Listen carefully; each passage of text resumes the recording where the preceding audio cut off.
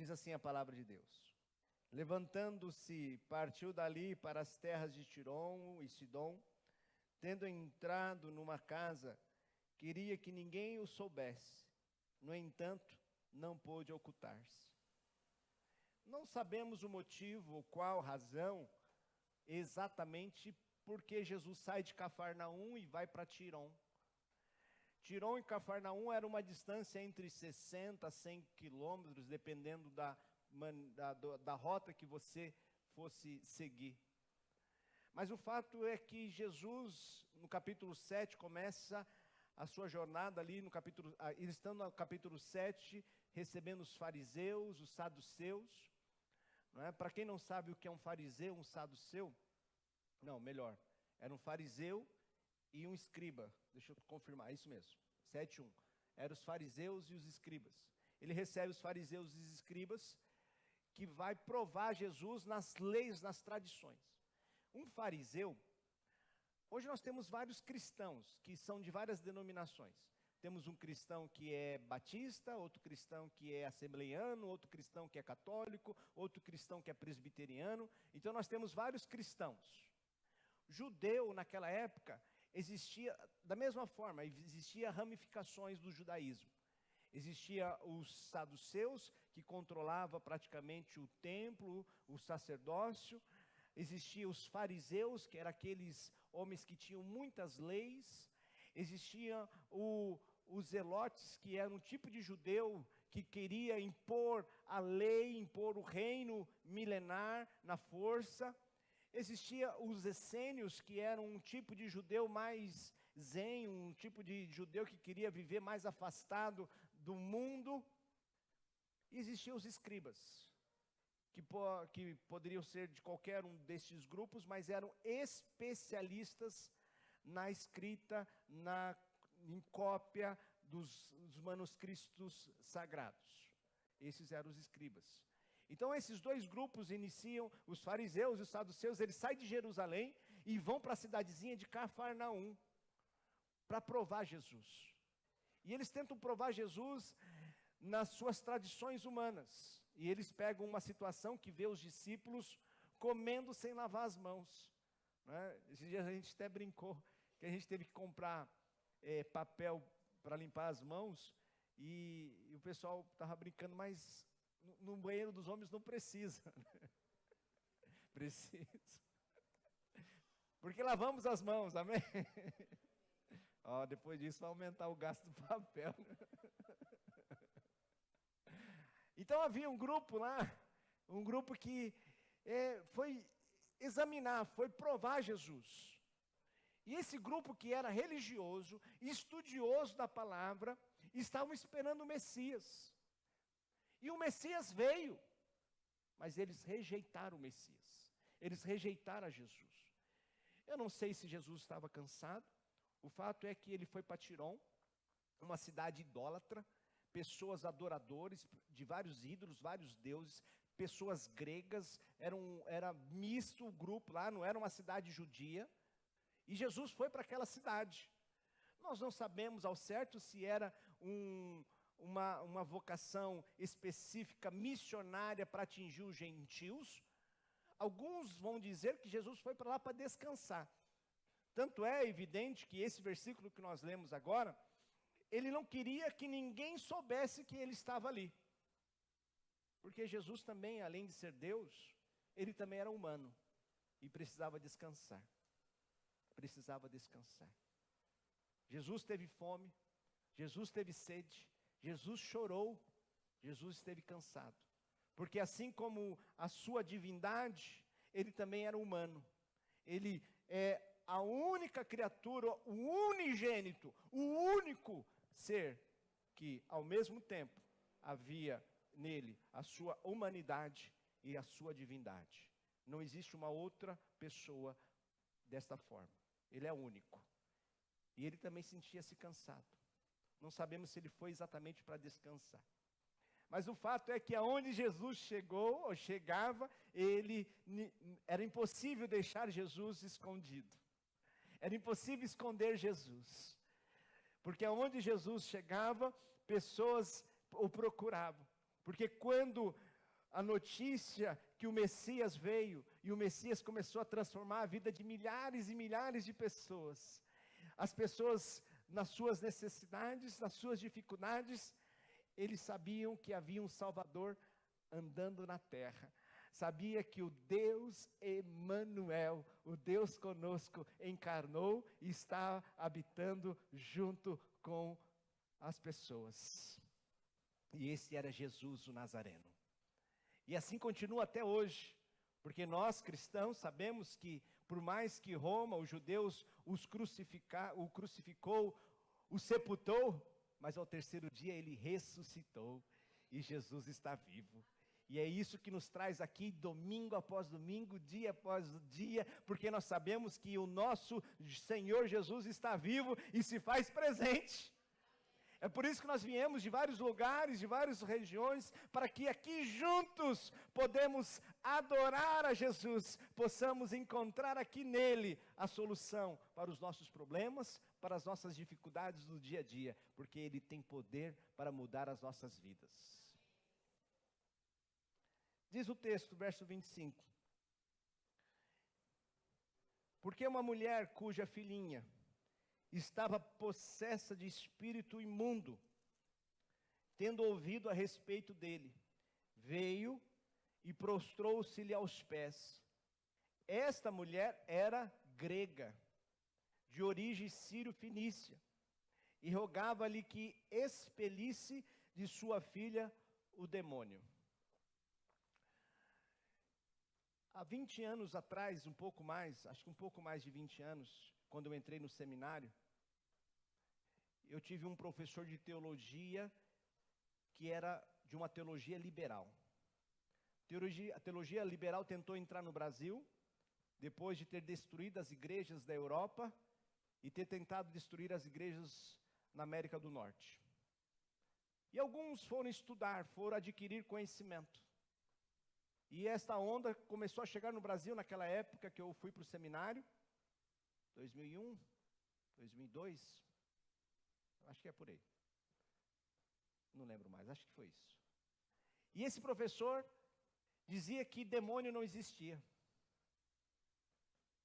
Esse professor acreditava que o demônio servia para o tempo bíblico para explicar coisas que hoje nós sabemos que pela ciência se resolve por um remedinho, como a epilepsia, como a cegueira, como a mudez, como a paralisia.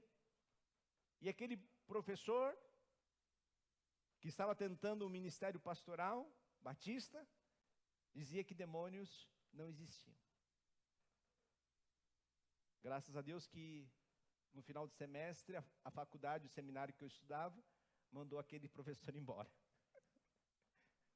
E veio um professor muito crente. E eu sou muito grato a ele, porque ele me ajudou a colocar a minha teologia na palavra de Deus.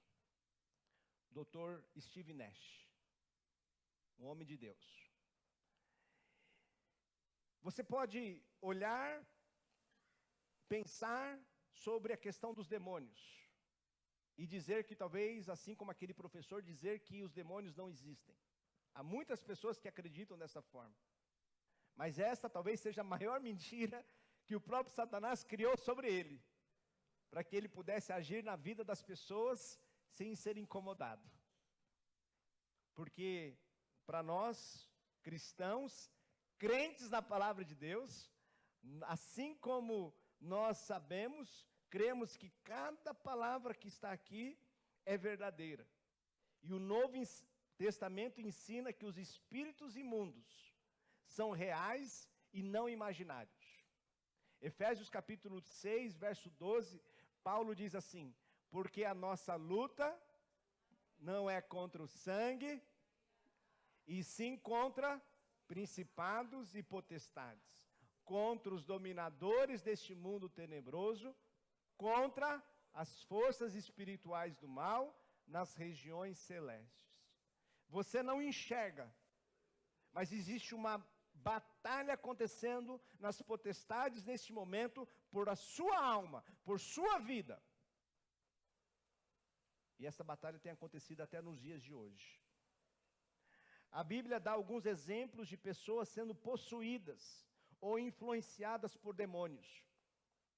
E nesses relatos podemos encontrar alguns sintomas de influência demoníaca e também ter entendimento de como o demônio possui alguém. Marcos capítulo 5, quando Jesus chega em Gadara, ele encontra um endemoniado lá. Verso 4 mostra para nós que aquele endemoniado, muitas vezes, pessoas tentaram prendê-lo com grilhões, mas ele se soltava. Tamanho era a força daquele homem endemoniado.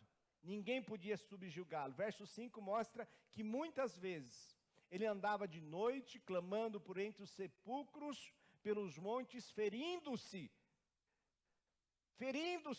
com pedras. Atos capítulo 16, verso 16, mostra uma outra endemoniada, possuída, que tinha visões e dava lucro aos seus senhores. A possessão demoníaca causa enfermidade física, como inaptidão para falar, sintomas de epilepsia, cegueira. Em outros casos, faz com que a pessoa faça o mal. E disso Judas é o maior exemplo. Lucas capítulo 22, verso 3, diz assim: ora, vamos juntos? Ora, Satanás entrou.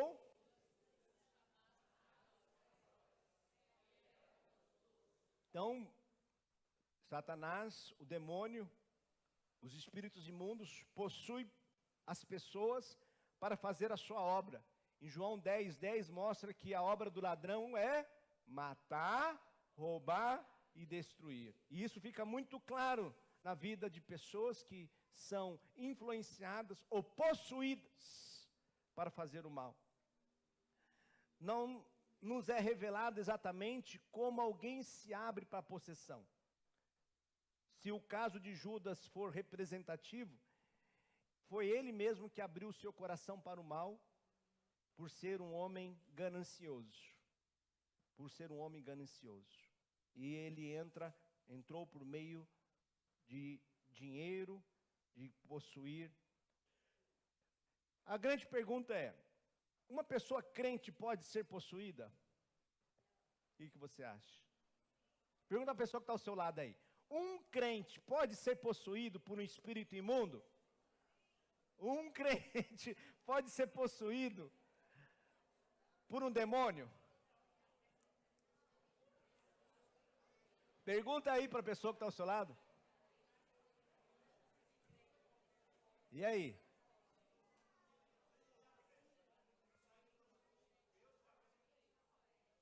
Olha aí, está dividido. Quem acha que sim, levanta a mão. Olha aí.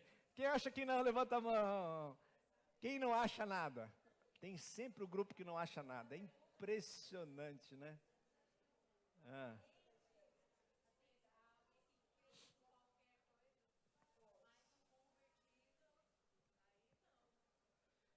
Uau, que pergunta, hein?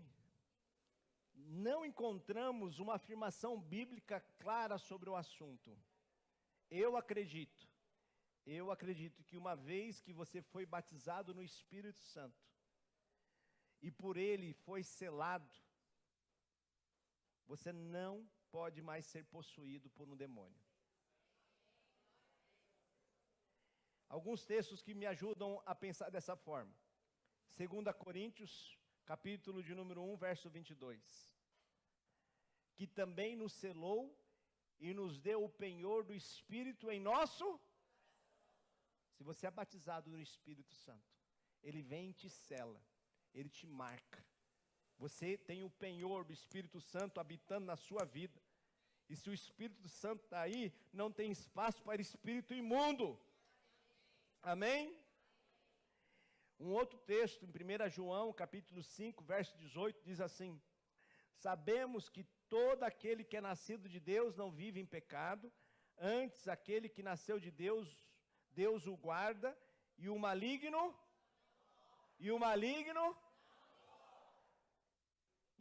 no verso seguinte diz assim, vamos juntos? sabemos que somos de Deus. Verso 20, vamos juntos?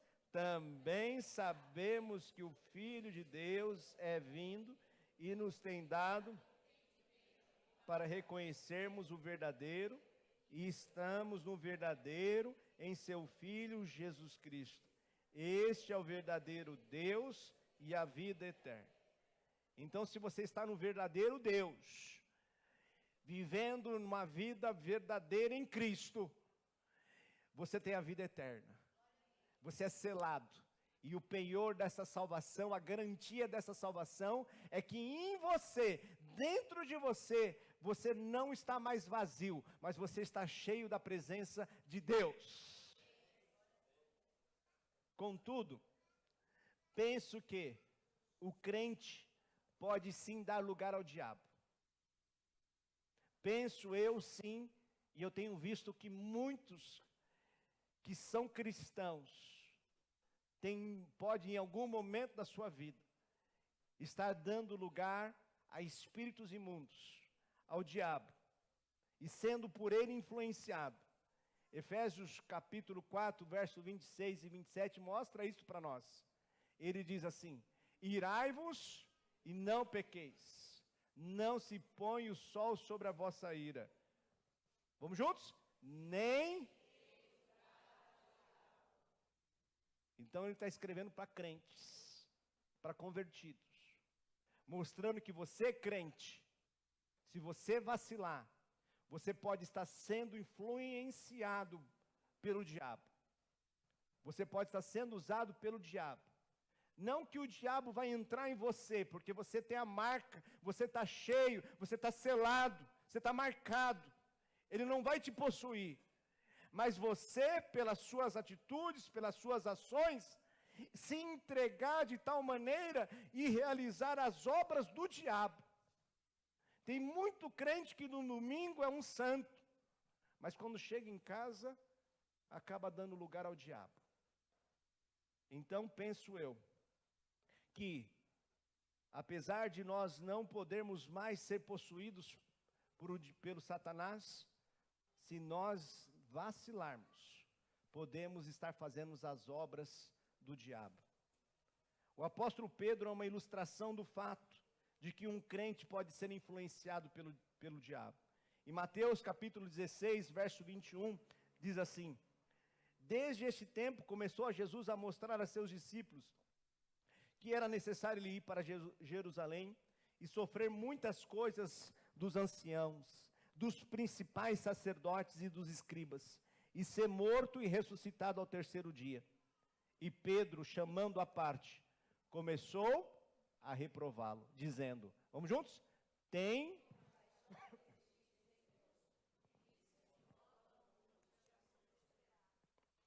Parece que Pedro tem uma boa intenção aqui, mas como diz aquele ditado, de boas intenções o inferno está cheio. Muito cuidado com as boas intenções, porque às vezes você está com uma boa intenção, mas você está passando na frente do bom propósito de Deus. Às vezes você quer solucionar na força do seu braço, achando que você está certo, mas você não está examinando e perguntando se esta é a vontade de Deus. Por mais que pareça certinho, ele queria o melhor para Jesus, sim ou não? Ele queria ver Jesus sofrer? Ele queria o melhor para Jesus. Mas esta não era o propósito do Pai. O propósito do Pai foi entregar o seu Filho para ser moído, para ir na cruz e sofrer e pagar o preço pelos nossos pecados. O propósito do Pai era que Ele fosse para a cruz. Então, muitas vezes podemos ser influenciados por Satanás, estarmos fazendo a vontade não de Deus, quando, por boas intenções, deixamos de cumprir o bom propósito de Deus e assumimos as questões da carne para satisfazer a nossa carne, a nossa vontade, os nossos interesses, por mais que podemos ter justificativas. Tem muita gente indo para o inferno e fazendo as obras de Satanás com justificativa, cheio de razão, cheio de respostas. Porque não está perguntando para a pessoa certa o que deve fazer. Está criando situações. Então, a influência de Satanás, ser influenciado por Satanás, aí o que Jesus fala para Pedro, verso 23. Mas Jesus voltando e disse a Pedro, arreda, tu és para mim pedra de tropeço, porque não cogita das coisas de Deus, e sim, então toda vez que você abandona a palavra de Deus, para fazer a sua própria vontade, achando que a sua inteligência é melhor do que obedecer a palavra de Deus, sabe quem está te influenciando? Sabe a obra de quem você está fazendo? Isso é sério, gente. Porque tem muito crente que conhece a palavra de Deus, mas está andando no seu próprio caminho, na sua própria inteligência. Deixa eu dizer para você uma coisa, não é sua não, seu sabidão. Não é sua não, sua sabidona. Você está sendo influenciado pelo capeta, para fazer as obras dele, e desobedecer ao Senhor. E como você pode vencer a influência do diabo? Deixa eu deixar alguns conselhos aqui. Como podemos vencer a influência do diabo? Você que é de Cristo, você que é de Jesus. Primeiro, controle seus sentimentos e emoções. Controle seus sentimentos e emoções. Efésios 4, 26 diz assim, irai-vos. Então quer dizer que eu tenho sentimentos, tenho emoções, eu posso me irar? Sim ou não? Posso me irar? Não tem como não ficar irado. Não tem como aquela pessoa que está te perturbando dia após dia, e você não se irar com ela. Contudo, não deixe que esta ira se torne pecado. Não deixe que esta emoção, esse sentimento te consuma a ponto de tomar o controle da sua vida e você pecar. Porque somos humanos, temos emoções, temos sentimentos. Graças a Deus por isso, que não somos robôs. Porém, devemos controlar as nossas emoções, os nossos sentimentos, e não deixar ser conduzido por eles. Então, primeiro, para você vencer a influência do diabo, controle o seu coração, controle as suas emoções, controle os seus sentimentos. Segundo, não deixe raiz de amargura em seu coração. Não deixe raiz de amargura no seu coração. Hebreus 12, 15 diz, atentando diligentemente, porque ninguém seja faltoso, separando-se da graça de Deus, nem haja alguma raiz de amargura que, vamos juntos? Brotando, vos perturbe, e por meio dela, controle, não deixe raiz de amargura. Se alguém te feriu, se alguém falou mal de você, se alguém te machucou, ei, não deixe isso no seu coração não. Não deixe isso não, porque o próprio diabo, o espírito imundo vai usar isso contra você.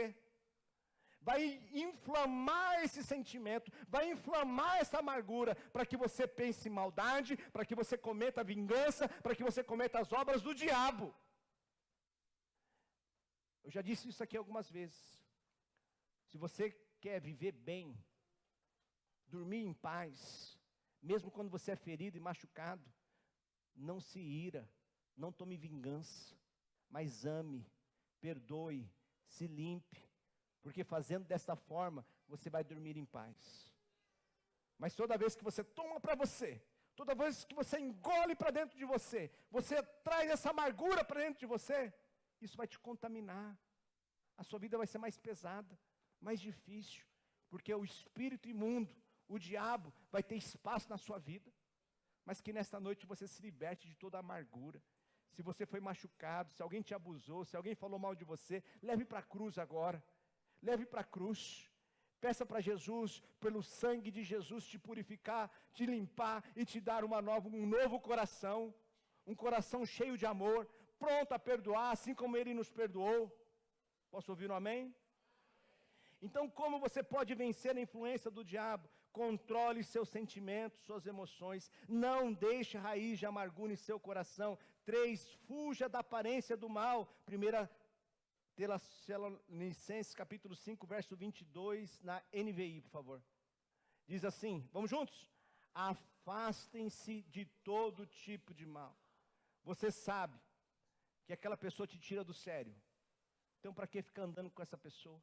Você sabe que se você andar com essa mulher, você vai pecar.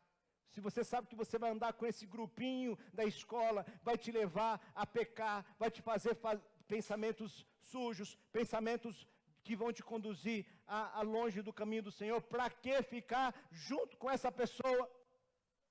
Você sabe que se você assistir esse programa, assistir esse stream, vai te conduzir ao pecado. Fuja!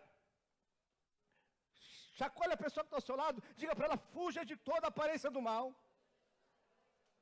Fuja! Fale bem alto para ela, fuja!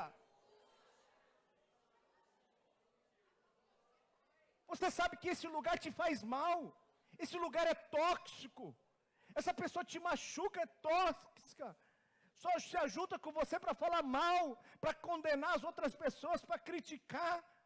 Nunca te pergunta se você está bem, nunca entra em contato para você para saber como está a sua vida, mas só entra para te vomitar um monte de sujeira, só entra para te vomitar um monte de coisa.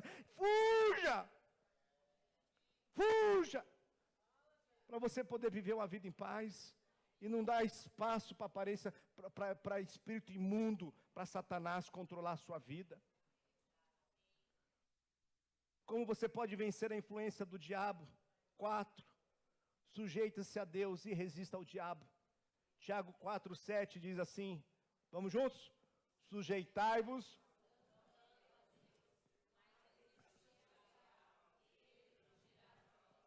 Tem gente que parece que lê ao contrário, né? Tem gente que se sujeita ao diabo e resiste a Deus. Tem gente que parece que se sujeita ao diabo e resiste a Deus.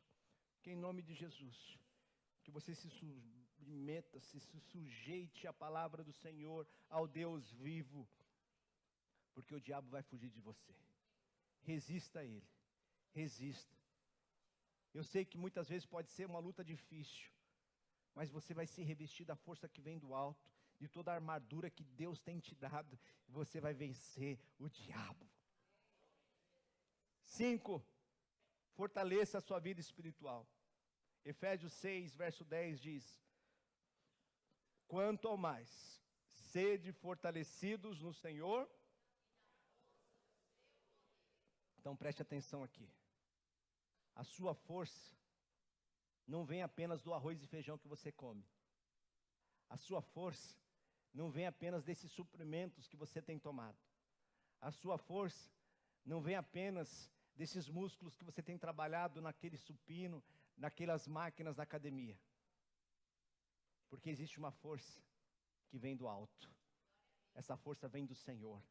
E que nesta noite, você que entrou fraco na fé aqui, saia daqui fortalecido, para pisar na cabeça do capeta, para derrubar as muralhas, para viver uma vida bem-aventurada. Diz o verso 11, revesti-vos de toda a armadura de Deus, para poderdes ficar firmes contra as ciladas do diabo, porque ele é especialista em criar ciladas. Então vigia, não seja um crente vacilão, seja um crente vigilante. Vigie, não dê lugar ao diabo. Voltando ao texto para nós concluirmos aqui, verso de número, qual que eu parei? 27? Marcos capítulo 7, verso 27. Mas Jesus disse, deixa primeiro que se fartem os filhos, porque não é bom tomar o pão dos filhos e lançá-los aos cachorrinhos. Jesus parece ser duro aqui, né? Que palavra que Jesus fala para aquela mulher. Aquela mulher vem desesperada aos pés de Jesus, pedindo para Jesus limpar, curar a sua filha de um espírito imundo, porque o demônio tinha possuído. E Jesus responde de uma forma dura para ela. Mas Jesus disse: deixa primeiro que se farte os filhos, porque não é bom tomar o pão dos filhos e lançá-los aos cachorrinhos. Parece que Jesus estava chamando aquela mulher de cachorro. Parece, alguns historiadores vão dizer que era uma forma de brincadeira. Jesus estava sendo brincalhão. Porque um judeu falava aquelas pessoas daquela cidade de Tirom, de Sidom, como idólatras, e chamavam eles de cachorros. Era como um judeu se expressava com um morador daquela região. Mas o fato é que esta forma que Jesus a trata, faz aquela mulher refletir. E talvez aqui esteja a beleza do texto. Porque Jesus poderia ter recebido aquela mulher com uma doçura e dizer: vai que a sua filha está curada, o demônio já não está mais nela. Mas Jesus aqui não quer apenas expelir um demônio de uma menina. Mas Jesus está aqui trabalhando para salvar uma mãe da sua idolatria. E talvez você entrou aqui com uma necessidade de um parente, de um familiar. Eu creio que por meio da sua fé, você entregando a Jesus hoje, Jesus tem poder para salvar esta pessoa que está lá no fundo do poço, sendo dominada por um Satanás, por um espírito imundo. Eu creio. Mas antes de Jesus trabalhar na vida dessa pessoa que você tanto ama, Jesus quer falar com você hoje. Com você primeiro, mãe. Com você, pai. E esta palavra dura que Jesus fala para aquela mulher, e é mais curioso ainda, que aquela mulher, a forma que ela responde a Jesus.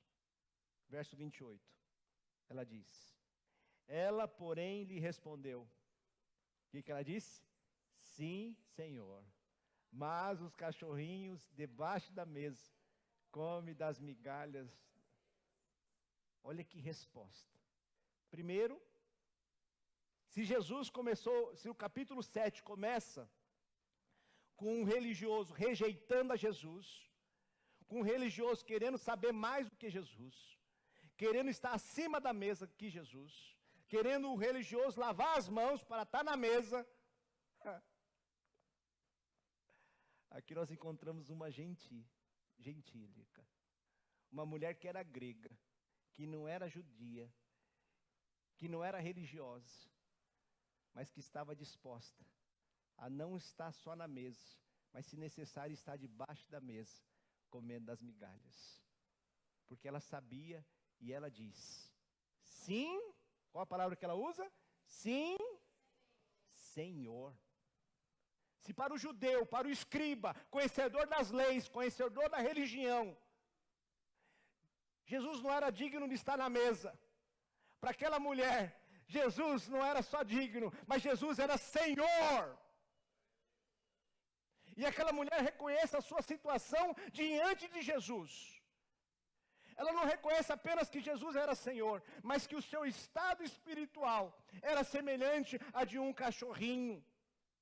Alguém que tinha pecado, alguém que tinha no seu coração idolatria, alguém que era realmente um pecador, alguém que não merecia estar na mesa, como aqueles religiosos que batiam no peito e diziam que deveria Jesus, os seus discípulos, lavarem as mãos para estar na mesa. Mas aquela mulher não estava disposta a reconhecer o senhorio de Jesus e estar prostradas aos pés daquele que seria o Salvador. Aquela mulher olha para Jesus e reconhece o seu senhorio, e reconhece a sua situação de pecado, e ela se submete. Ela não reclama, ela se submete, ela não briga, não murmura, ela reconhece a sua situação de pecador, ela não pega Jesus e põe na parede, ela não pega o seu Deus e coloca na parede, e dizendo: o Senhor vai fazer isso por mim. Porque tem muita gente, muita gente querendo dizer para Deus o que Ele deve fazer. impor aquilo que Deus deve fazer. Parece que Deus é um empregado. É como aquele fariseu, aquele escriba. Mas Jesus mostra para aquela mulher quem ela era. E ela reconhece. E se submete ao seu Senhor. E diz: mas os cachorrinhos, debaixo da mesa, comem das migalhas das crianças. Porque aquela mulher tinha na sua alma uma grande fome. E ali estava o pão vivo que desceu dos céus para saciar a sua alma. Ali estava aquele que é a água viva, que daquele que tomar daquela água jamais teria sede, porque do seu interior jorraria rios de água viva. Ali estava aquele que é o Rei dos Reis, o Senhor dos Senhores, aquele que é o leão da tribo de Judá, aquele que é o alfa, o ômega, o princípio e o fim. Ali estava aquele que estava desde a criação, criando todas as coisas, dando nome, criando todas as estrelas, chamando pelo seu nome. Ali estava o Senhor, o Senhor, o Senhor. E hoje, por meio do seu Santo Espírito, Ele também se faz presente aqui, neste lugar. E qual vai ser a sua postura? Vai ser como dos religiosos, escribas e fariseus, que queriam dizer para Jesus o que deveria ser feito? Ou como essa senhora, que reconhece o seu pecado, o seu estado de tão distante que ela se encontra daquele homem que era o seu Senhor? E sabe o que aconteceu? Diz o verso seguinte. Então, verso 29. Então lhe disse: por causa desta palavra, pode ir. O demônio já saiu da sua filha. Jesus tem poder. Jesus não precisava ir lá fisicamente. Apenas com uma palavra dele, aquela filha foi curada. Aquela filha foi liberta. E hoje, pela fé de um pai e de uma mãe que amam os seus filhos, hoje, pela fé, pode haver libertação nesta casa.